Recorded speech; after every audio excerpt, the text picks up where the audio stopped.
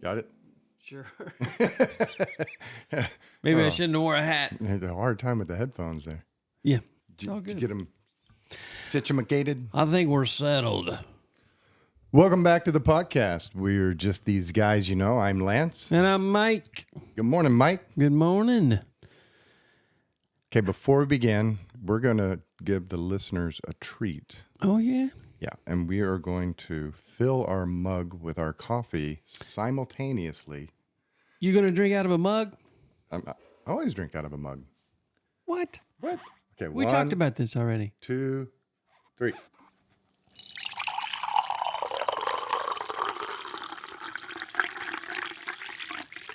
Stereo. That should be the theme music. No, see, if you actually paid attention in here or paid attention when you say you watch the YouTube videos, you will notice I am always drinking out of the white mug. 90% of the time, I'm drinking out of the white mug. But you're right. Throughout the day at the office, I do drink out of a plastic cup, Tupperware. But for the purposes of a visual for our audience, I do choose to utilize the white ceramic. I knew you had one here, breakable. but see, that shows you how we tend to just not ignore, but not notice just the norm. I have noticed you kept drinking out of a regular coffee mug. It's a psychological trick. We get something in our mind. That's what we see, regardless of what's actually in front of us. Have you checked out that new show on NBC, Irrational? Nope. He did a little stunt to demonstrate something. He's a psychologist who's a professor at a university, and then he consults with the police and the FBI. And there was something that occurred that nobody saw, and to illustrate the bias of attention, he put together a video of like 5 people in a yellow shirt, 5 people in a red shirt, and he had them on a basketball court. Sorry. Passing the ball back and forth to each other. And then he showed the video to somebody and said, now I want you to watch and count every time somebody in a yellow shirt passes the ball. And I go, okay. So they sat there and counted. And at the end of the 30, 60-second video, they said 11. I said, okay, did you see the grizzly bear? Mm-hmm. What? Yeah. And then they watched the video the second time, and a grizzly bear walks across the screen. Yep. But you don't see it because you're attending to something else. So it's an artifact of why eyewitnesses make the poorest evidence there ever is. Yeah, I bet. It's got to be true. So I wanted to share something real quick. I know you got a few thoughts here that you're going to share, right? Got to expand that vocabulary there. I know you're going to share some thoughts you want to share. Well, this feeds right into, I come in here a lot of times and I think to myself, do I really want to share that? Like, is that actually something? So I'll start to talk and I'm still trying to make the decision. So my mouth slows down because my brain is still battling. Did I say that out loud or did I think it? Do I really want to tell this story? But I feel like I need to tell this story because I'm hoping that it'll reveal that maybe I'm not alone and that you'll have some kind of a positive, help me out here, helpful something. Because, dude, obviously I need it. So this just happened yesterday. And so this is me taking something that I've dealt with, and I know a lot of us deal with, but I just took it to another level. I was driving home, had been doing some painting, and yes, I was tired. I was worn out. Right. But I'm driving home, and I pulled into the driveway, and I realized that the Malibu was gone, and Dawn, working from home, had Coco, our granddaughter, because she works from home and watches Coco. She's amazing. Multi-talented. Yeah, but I couldn't figure out why she would have to leave. She rarely leaves. So I'm sitting here thinking, is it an emergency? What's going on here? And so I got on the phone, was going to call her. I could have just walked in the house, but I just went ahead because I thought I'm going to call her real quick and see where she's at. So I call her up and she goes, yes. And I said, where are you? And she said, working. I said, at home? She said, yes. And I said, where's the Malibu? And she said, dude, I was sitting in the Malibu. I got on the phone through the speakers in the Malibu. Oh. And she's like, dude. And immediately, I had every emotion running through my body. I was scared. I was like, what is going on? Like, I made it all the way to, where's the Malibu? I didn't catch it. I brought this issue up with my psychologist, and he laughed hysterically at me. Yeah, well, listen, so we either got something really serious going on, or it's just, once again, the notion of just being distracted mentally by the stresses of life or something. Yes, that's what it is. When we're stressed, we're distracted, and so it's on the continuum of a dissociative scale, where we kind of daydream. On the lower end of the scale, we're sitting there in the classroom staring at the teacher, but our mind is elsewhere. We're daydreaming, and we're not hearing what's going on in front of us. And Bueller, Right. we finally bring our attention back to what's in front of us. Another area where you see this phenomenon just a little more is when you leave and you're driving home, the same drive you make every single day, and you pull into the driveway and it clicks. You don't remember the drive home. You were just kind of on autopilot the whole way. Yep. And your mind was elsewhere. Yeah. And that's where you and I get into a lot of trouble, because we get home with the grocery list in our hand and we didn't stop by Dylan's on the way. Like, damn it. But we were on mental autopilot, so we're not focusing on what's around us. Sure. We're operating through an automaticity of things. And long day, painting, probably a lot of stress, things going on, things on your mind. You get in, you start driving home. Well, how many times do you make that trip in your truck? Right. And so as you pull into the driveway, your mindset of being at work, painting, stinky, got crap on your shoes, you're pulling up, and in your mind, you're in the truck. Because sitting inside the car, you don't see it. This is my argument against, me going to buy a new sports car, because I'm inside the car. I don't see it. Right. But, everybody else sees the cool car. I'm not buying a car for everybody else to look at. Right. I'm inside of it, so I don't see the car. So you're driving home, you're just on autopilot, and when you look up, there's no Malibu in the driveway. And as you come back to reality in this moment, that's the first thought is, where's the Malibu? Because you so often are so used to taking the truck. Yeah, and the only concerning part for me was that it literally went as far as it did. That I wasn't sitting there, even dialing the phone through it's the only vehicle we have that the phone will go through the car. Sure. And so I'm speaking through the speaker system in the car, and I'm still not there. I'm still thinking, where's the Malibu? Where are you? And it was also a focus on being concerned about where is she? Where is she with Coco? Where's the car seat? But and that's the added distraction. The stress rises up. When we get stressed and anxious, we get a tunnel vision. Sure.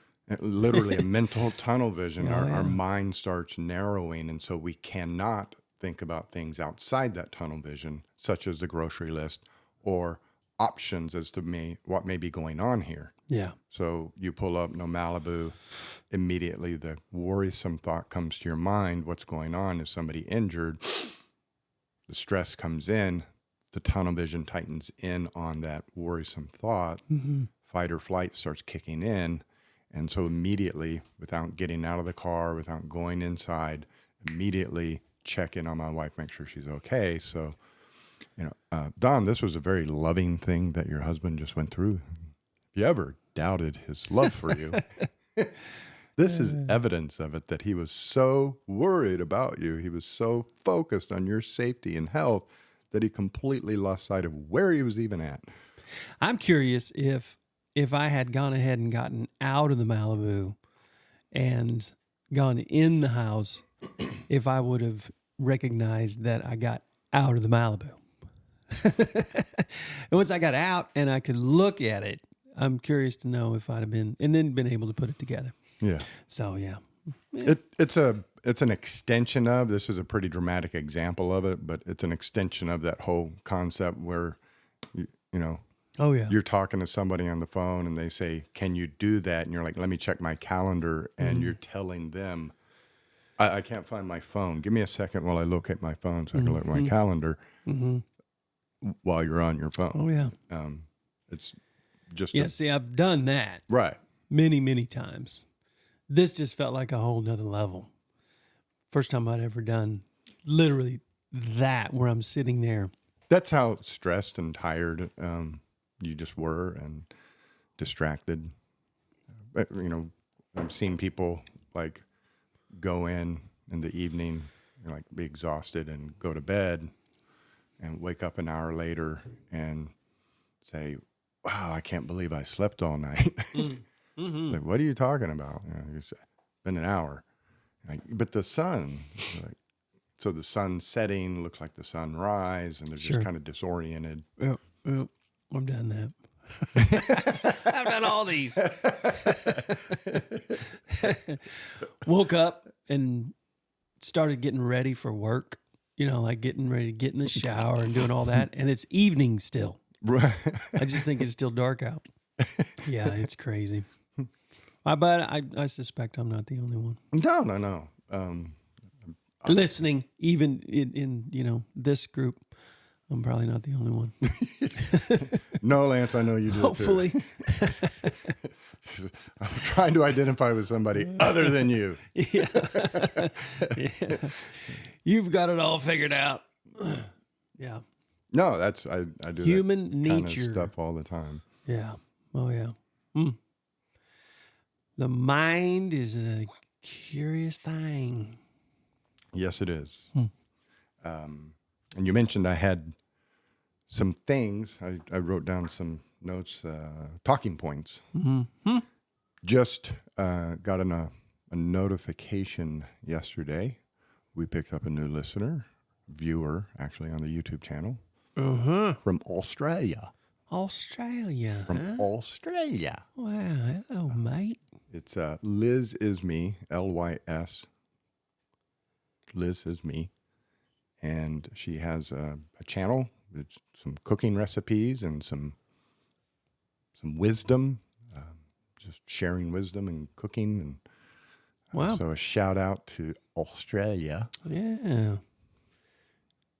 Liz is me. Liz is me. That's so cool. Go to her channel, give her a like, give her a thumbs up, whatever it is. What is it again? Liz, Lys, is me, ISME. Liz is me. Liz is me. 3 separate words. 3 separate. That help. Space. Liz, space, is, space, me. Got it. There, you got it now. And she's got a podcast? She has a YouTube channel. Yep. With some cooking recipes and some walks in nature and wisdom and serenity kind of stuff on it. Yeah. Cool. So it's really nice. Awesome. So again, shout out to Australia. Maybe Liz will introduce our channel to people down there, and there will be this firestorm, and they'll want us to come down for a book signing and to appear at a local Barbie. And man, looks like I better clear my calendar. You better. That'd be awesome. Good time down under. Another thing I wanted to kind of point out, this is really a local issue that nobody knows about. Well, then why is it an issue? But you're about to see. But I suspect that it is not just a local issue that nobody knows about. Okay. But I had occasion for somebody to need to go to the hospital for a mental health crisis last week. Mm-hmm. And here in Wichita, the routine is you go to St. Joe's, go to assessment. There they assess you, and if they determine that you're not safe to leave, then they check you in and move you up to, I believe, the 6th floor. And there you get, a certain amount of treatment and stabilization and quality care, and then you leave. There's a slight alternative to that there are other behavioral health facilities in the community, and so they may determine you're more appropriate to be at a different facility, depending on what your issues are. Right. And then there is a completely separate entity up in Newton, Prairie View. They have their own inpatient unit in which you can, if you're feeling unsafe or unwell, you can go there and get assessed and then get checked in. These are for mental health, not substance abuse that I'm talking about. So the individual I know went to St. Joe's, and then I got a text. They were number 35 in line. Goodness. And there were people on gurneys in the hallway. One had been on a gurney in the hallway for 7 days. There was no room. There was no room at St. Joe's. There were no room at the satellite facilities. No room at the inn. People with mental health crises were showing up to assessment and just sitting, backlogged, just nowhere to go. In hallways, sitting in chairs. And they have to stay there because they have been assessed to where it's not safe for them to leave. Correct. Good grief.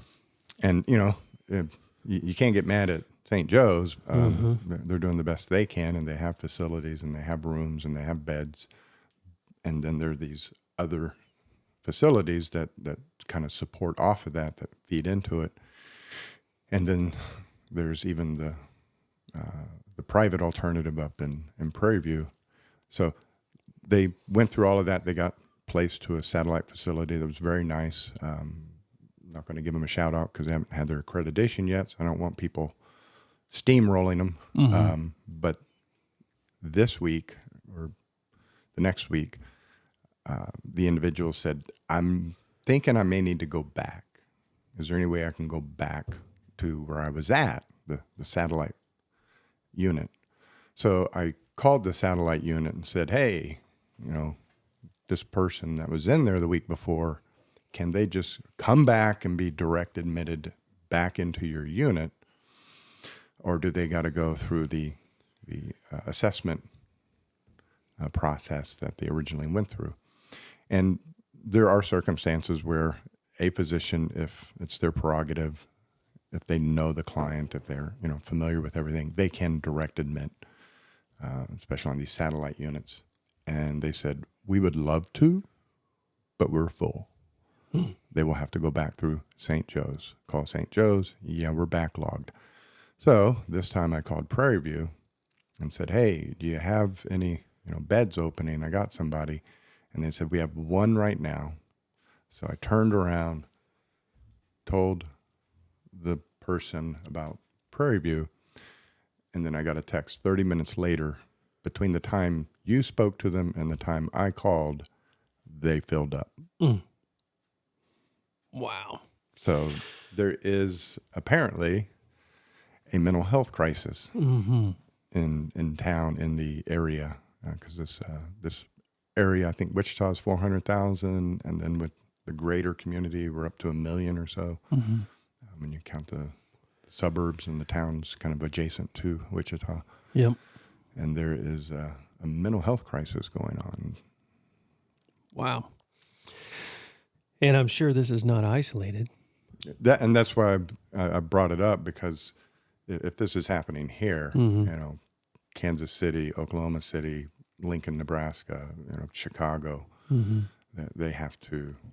They can't be all peaches and creams. It seems like the bad stuff always kind of lands in Middle America last. COVID, didn't hit Wichita till like 8 months, 9 months later, really in kind of heavy format.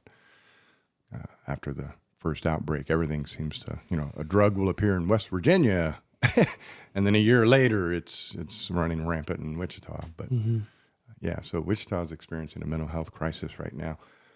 Which, if you are sitting out there listening to this and you don't have a problem, I'm sure you know somebody who does, and that would be all the more reason to grab the book, get them a copy of it. It's not the save all to end all, but it provides building blocks so that they can create stability and begin to process things like PTSD. These are the building blocks. These are the tools somebody needs if they're traumatized, if they're needing to process PTSD, if they've been in a domestic violence relationship. How do you process all that information, that experience? How do you come out the other side and create mental health, having been through a bit of a nightmare of a scenario? These are the skill sets you need to be able to properly process what went on in the past. And I'm always a proponent of changing how you think, because there's truth in humor. So crazy, the definition of crazy is doing the same thing over and over again, expecting a different result. Right. And as this one crackhead put to me one time brilliantly, nothing changes if nothing changes. If you go through a scenario that was very difficult for you, whether it was a divorce or a trauma or a domestic violence relationship, and then you try to process what you just went through, thinking in the same way that you were thinking back then, it's going to be extremely difficult to have a positive recovery, because your thinking has not changed. How you think is still the same as how you thought in it and how you thought before it. So the key to processing bad things is first learning how to process information correctly. Then you can turn to the past and process the past in an effective, healthy way, so as to disconnect from that scenario emotionally and then provide opportunities for yourself to grow from it. And create a bigger, better future for yourself and your children, yada, yada. But it is important to have these fundamental skills in place, learning to think differently. Otherwise, you're just swimming in the same swimming pool that you've been swimming in this whole time. Yep. So get the book, give it to somebody who's struggling, give it to somebody going through some sort of substance abuse recovery program. And whether that's Wichita or elsewhere, take a look and check in on people, see how they're really doing.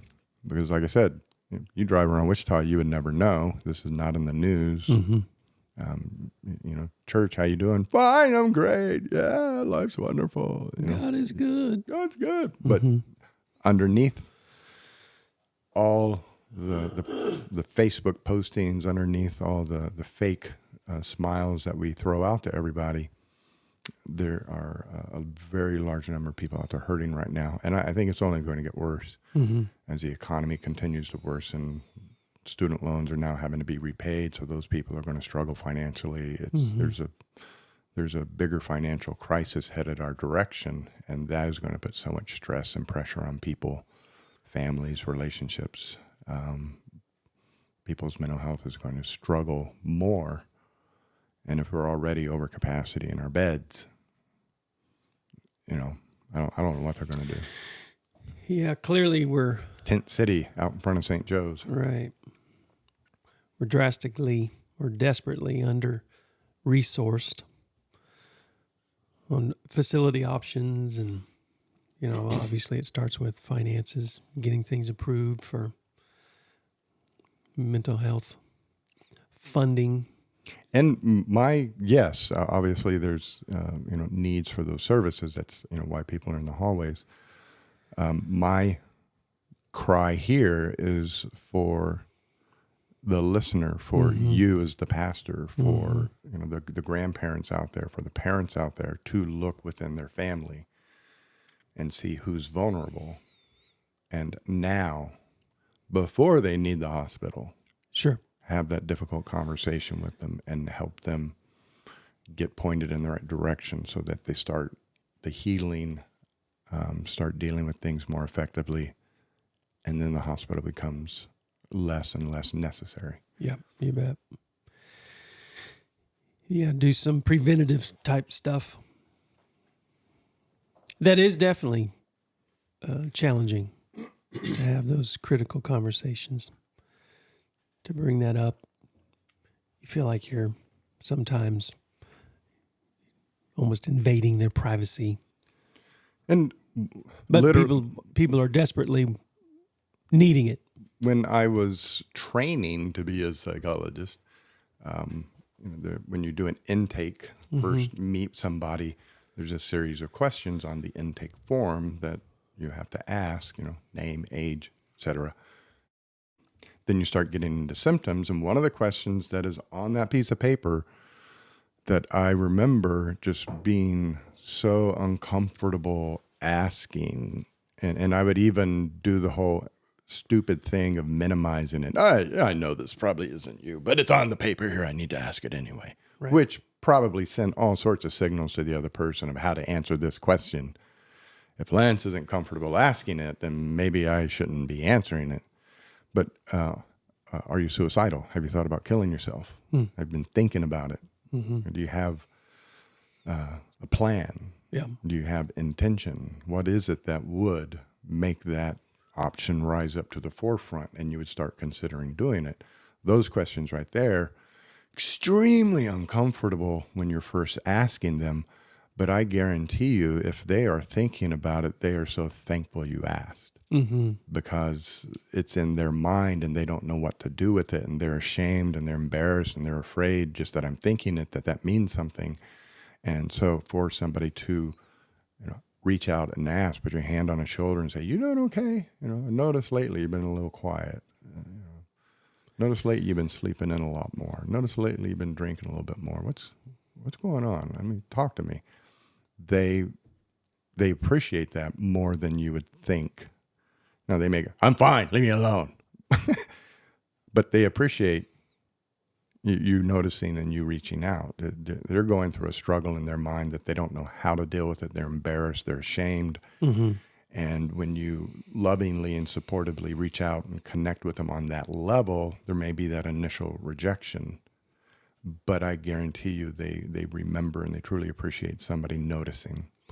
And if they do end up, coming back around and being comfortable coming, out with it to somebody, it's probably going to be you, because you were willing to kind of break that ice. It's just, world's not a 30-minute sitcom, so you're not going to walk up, put your hand on their shoulder, "How are you?" and then have a 30-minute, in-depth conversation about their mental health struggle. But you're laying the groundwork at least. Yeah.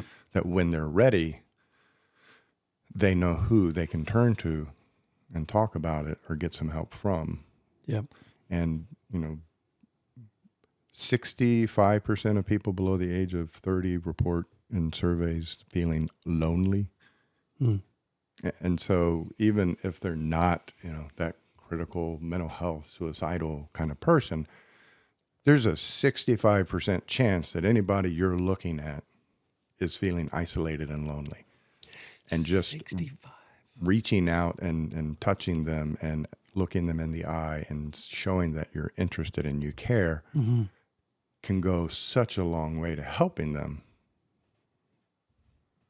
I remember when I moved to Wichita, I went to therapy with Gloria Bell. She's a great psychologist. I don't know if she's retired yet or not, but I walked in and was like, "I've been here 2 or 3 years. I can't make a friend."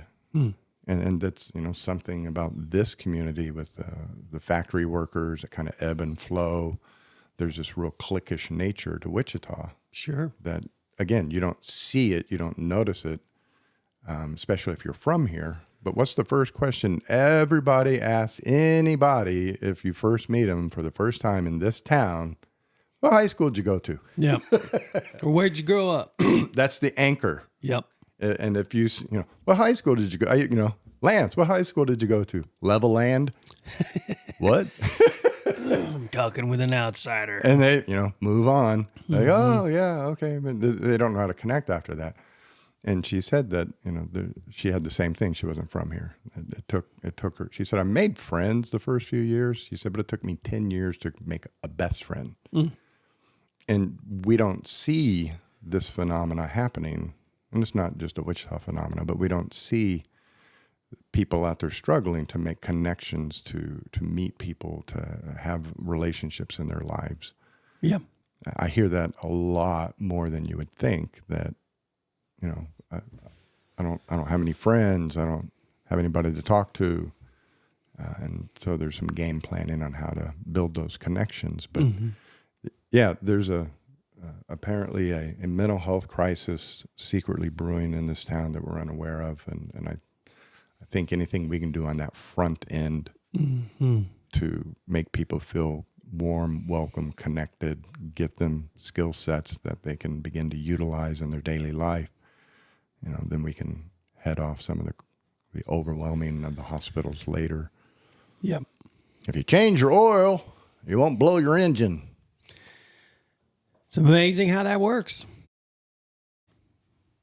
Yeah, and really that's one, at least, of the big advantages of the church community when it's right. Right. We don't always get it right. Right? Most of the time we don't. Mm-hmm. But it's the community that you can experience. Sure. And you have to invest yourself in it. But it's there. The opportunity is there to be connected to something, to be connected to others and to a bigger purpose. Where we often fall short is continuing to see it as that, as an opportunity to reach out to other people who are experiencing the same type of isolation, same type of loneliness, same type of just desire to belong. Sure. And to connect and to introduce it as that's the opportunity that you have here. And then figuring out how to come into that community with your unique perspective on life, with all the different divisive issues that we have. That's one of the big things I believe that has led us to this place, is that everywhere you look, it's nothing but people arguing, in the media especially, but social media as well, television, whatever it is that you go out into the Target, and it's so crazy how often you are going to see somebody just out of their mind, mad about the price is wrong or whatever, they're returning something and they're just mad. We just have a culture right now that's just stressed and mad, and probably doing things like sitting in a dang Malibu when they don't even realize it. Wonder where their Malibu is. Well, where did I leave my car? Yeah. So this is huge. And the thing is, each and every one of us as individuals can do a little something about this. It was even shocking to me, every time I read the numbers, the level of stress, the level of trauma that people around us, what I say earlier, 65% of people under the age of 30 report being lonely. Right. 25% of all women report having been sexually abused as children. Mm. And then as you go up from there, I think it's 37% report some sort of sexual violence as an adult. Wow. And then there's another, 10% you add on to that for sexual harassment, those types of things. So just walking into a room full of women, statistically speaking, there's a 50% chance they have somebody in that room, there's a 50% chance that person you're talking to has had something fairly traumatizing happen to them. Mm. Now you throw in things like auto accidents, divorces. Yep. Everybody everybody is broken. Everybody has something they're struggling with, they're hurting with, that they're keeping, locked up inside of them that you don't see, you don't know. And that's the stuff that bubbles out in our society. And, people are yelling about the price of the sheets at Target. They're not mad about the sheets. Right. Exactly. There's so much that they've got packed inside themselves that they're dealing with that we end up with hospitals overflowing. Yep. Which is just crazy, because that's the first time I've ever heard that in the last 20 years. Because it was just, an automatic, why don't you go up there to St. Joe's and let them assess you and check you out. Maybe they keep you a couple of days, maybe they don't. And people were kind of in and out of there, like a revolving door at times, you would think. And you're like, why didn't you keep them?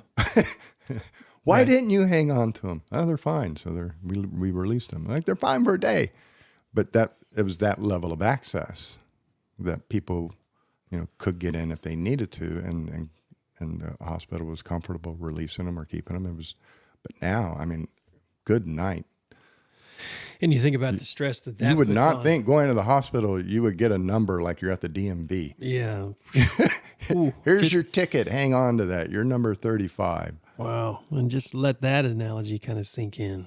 What kind of hope does that give a person who's sitting there hopeless? Yeah.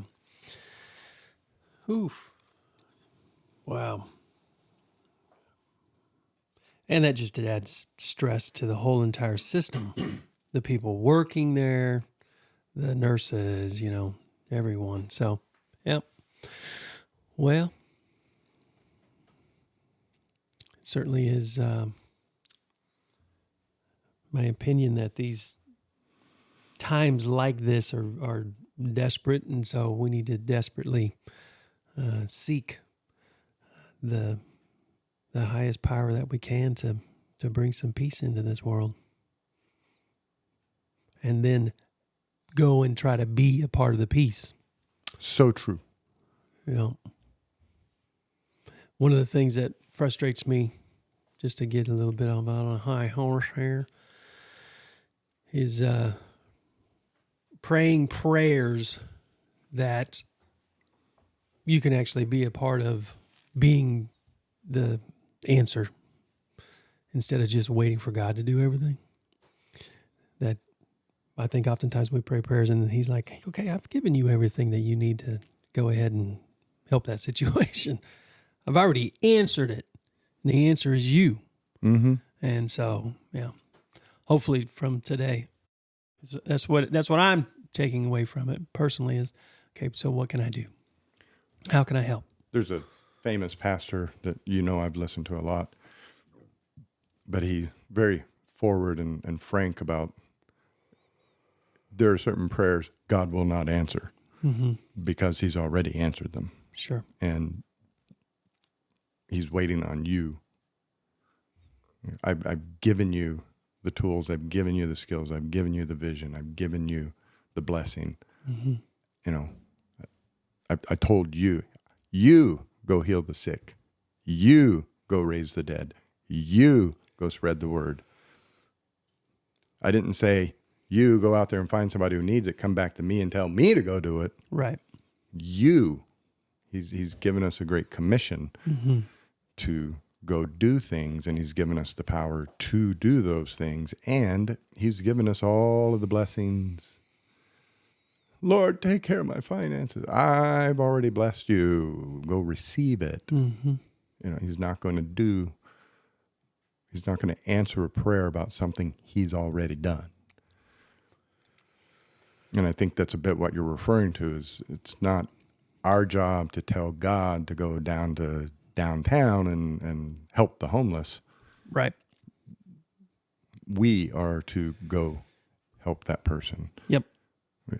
Brother, I'll pray for you. Yep.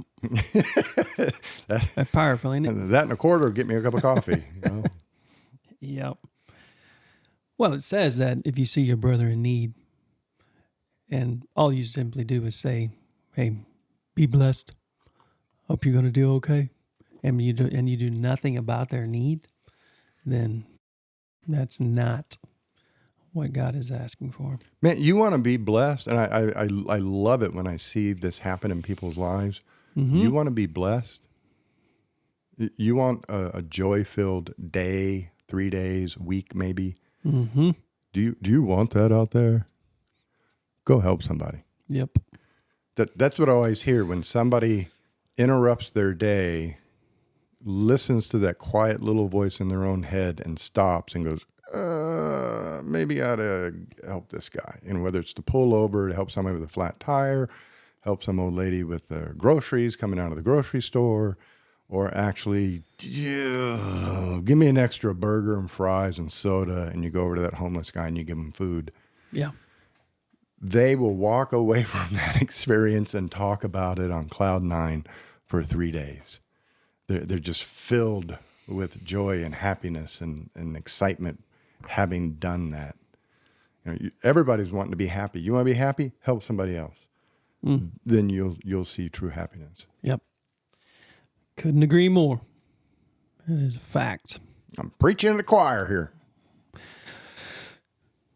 Well, I certainly will be thinking about how I can, that's the thing.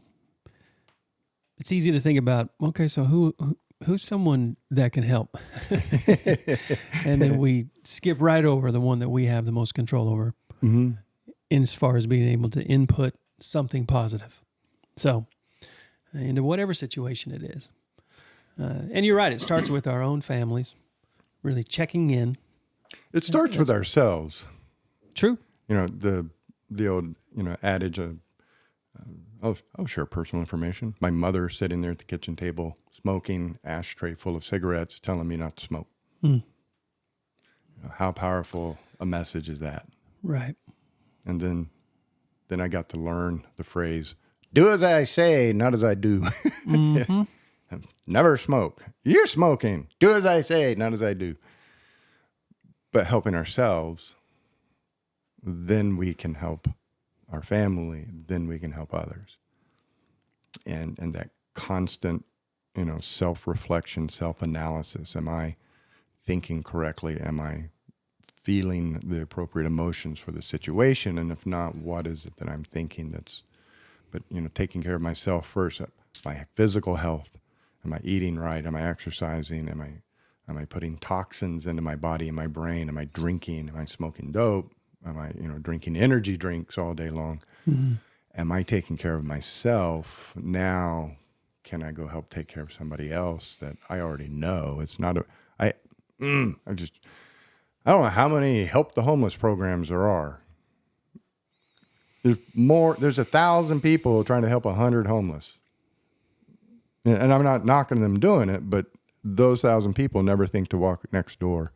Sure. To see how their neighbor is doing, or that old lady down the street, checking in on her, see if she needs her lawn mowed or somebody to run to the grocery store for her. But we'll load up the church van and we'll get the hot dog stand out and we'll get the cameras out and we'll go downtown. And we'll cook for the homeless and smile for the Facebook channel. But do you know your neighbor? You have any idea what your neighbor's needs are? Yep. Yeah, I don't know my neighbors well enough. Oh, no, I'm convicting you. Mm-hmm. Standing over here convicted. Somebody just told me yesterday as they're walking out of my office and they said, hey, what?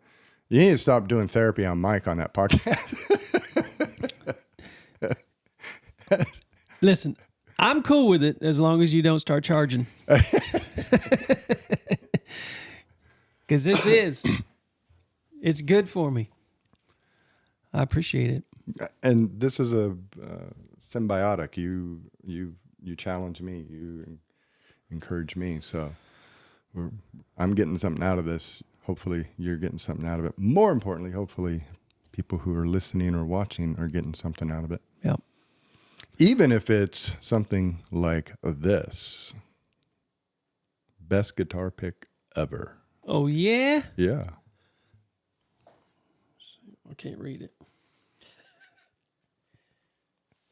he has to take off his glasses in order to be able to see, and he's confused. Cut out. As he's looking. What's it cut out of? Credit card. Yeah. It's a great thing to do with a cut up credit card. And Smart. the thickness, the stiffness, the texture on the card. Yeah.